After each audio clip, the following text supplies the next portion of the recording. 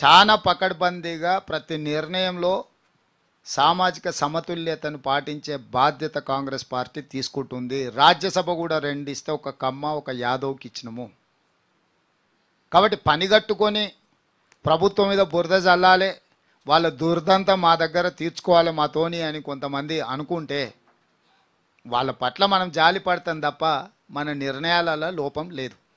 Right. ముఖ్యమంత్రి గారు, CM గారు ఇక్కడ గోపరాజు న్యూస్ 360 నుంచి మీరు ఇందాక అన్నారు కలుపు మొక్కల్ని ఏరేస్తాను లేకపోతే మిగతా వాటిలన్నింటిని కూడా బయట పెడతామని. అయితే దీనికి సంబంధించి 100 రోజుల పాలనలో మీరు ఎంత బాగా చేశారో విశ్లేషణ చెప్పారు.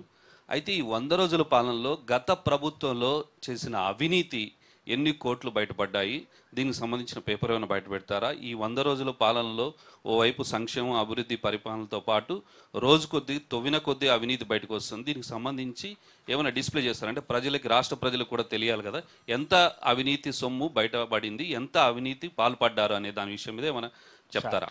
ఇప్పుడు 100 కోట్లని మీరు పరిమితి చేసి వాళ్ళని కాపాడే ప్రయత్నం చేసే పని చేయకండి. 1000 కోట్లకు పోయింది వాళ్ళ అవినీతి. దానికి సంబంధించి జ్యుడిషియల్ ఎంక్వైరీస్ ఆర్డర్ చేసినాం, విజిలెన్స్ అండ్ ఎన్ఫోర్స్మెంట్ ఆర్డర్ చేసినాం, ఏసీబీ ఆర్డర్ చేసినాం. ఆ విచారణ సంస్థలు విచారణ చేసి పూర్తి నివేదికలు ఇచ్చినప్పుడే అది ఎన్ని 1000 కోట్లకు చేరింది అనేది ప్రకటిస్తాము. అక్రమాలకు పాల్పడ్డ వాళ్ళని ఎవరిని వదలలే, మీరు చూస్తూనే ఉన్నారు. ఇంతకుముందు ఏసీబీ అనేది ఎక్కడుందో మీకు కానీ తెలంగాణ ప్రజలకు కానీ తెలియదు. ఈరోజు రాష్ట్రం నలుమూలలో జరుగుతున్న విధానాలు, అదేవిధంగా అవినీతికి సంబంధించి శాసనసభలోనే చర్చ చేసి జ్యుడిషియల్ ఎంక్వైరీ చేసినాం, జడ్జిల నియామకాలు కూడా జరిగిపోయినాయి. విజిలెన్స్ అండ్ ఎన్ఫోర్స్మెంట్ వాటి మీద ఇచ్చినామో మీరు చూసినారు. ఏదైనా రాజ్యాంగబద్ధంగా క్రమ పద్ధతిలో మాత్రమే విచారణ జరుగుతుంది. ఈ దేశం ఎంత గొప్పది అని అంటే మన అందరి కళ్ళ ముందల AK-47 పెట్టి చాలామందిని కాల్ చేసిన ముంబై కాల్పుల్లో పాల్పడ్డ కసబును కూడా ఉరేయడానికి ఒక ప్రాసెస్లో మొత్తం విచారణ చేసిన తర్వాతనే ఉరేసినరు. పక్క దేశం నుంచి మన సార్వభౌమాధికారం మీద దాడి చేసిన కసబ్ కూడా రాజ్యాంగబద్ధంగా విచారణ జరిగింది.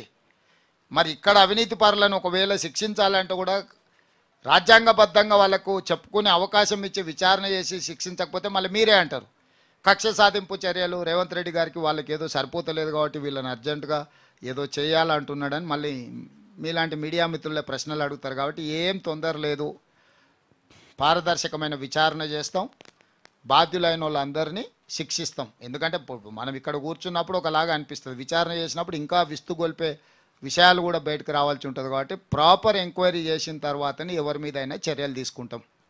Sir, Rahul sir from wire. Sir, మీరు అన్నారు ఈ 9 సంవత్సరాల్లో తెలంగాణలో ఒక సాంస్కృతిక దాడి విధ్వంసం జరిగిందన్నారు. మనం ఈ 9 సంవత్సరాల్లో ఒక తెలంగాణ కోణంలో ప్రపంచ తెలుగు మహాసభలు జరుపుకున్నాం.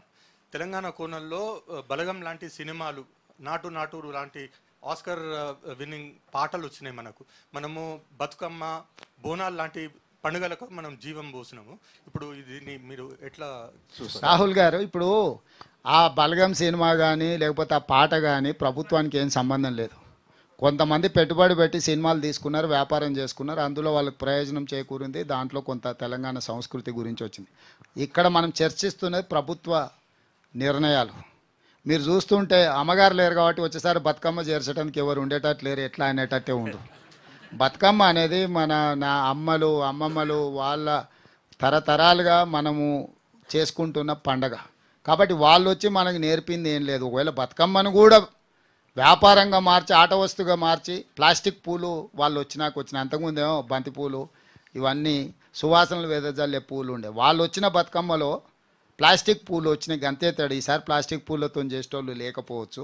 కాబట్టి ఖచ్చితంగా ఆ సాంప్రదాయం కొనసాగుతూనే ఉంది. బతుకమ్మలు, బోనాలు ఎవరు ఉన్నా ఎవరు లేకపోయినా తరతరాలుగా కొనసాగుతూనే ఉంటుంది.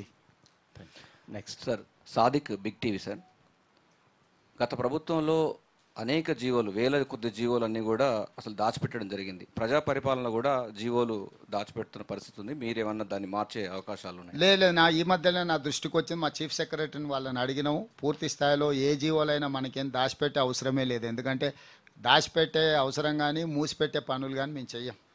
ఏది చేసినా మీకు అందరికి తెలిసేటట్టుగానే చేస్తాము. తొందరలోనే సమాచార హక్కు కమిషనర్లను కూడా నియామకం చేపడతాం. దాన్ని నిర్వీర్యం చేసినారు. వాటిని కూడా ఇప్పుడు ఎలక్షన్ కోడ్ ఇవన్నీ అయిపోతానే సమాచార హక్కు కమిషనర్లను కూడా నియామకం చేపడతాం. ప్రభుత్వం తీసుకునే నిర్ణయాలు అన్నీ కూడా ప్రజలకు అందుబాటులో పెడతాం. Hello sir, Krishnaveni TV5. రాబోయే కాలాల్లో కరెంటు ఇంకా తాగునీరు సాగునీరు రెస్ట్రిక్షన్ వస్తుందని ప్రతిపక్షాలు అంటున్నాయి. నిజంగానే ఆ పరిస్థితి ఉంటుందా? ఎప్పుడైనా అవసరాలు పెరిగినా కొద్దీ అందులోని పోయినసారి వర్షాలు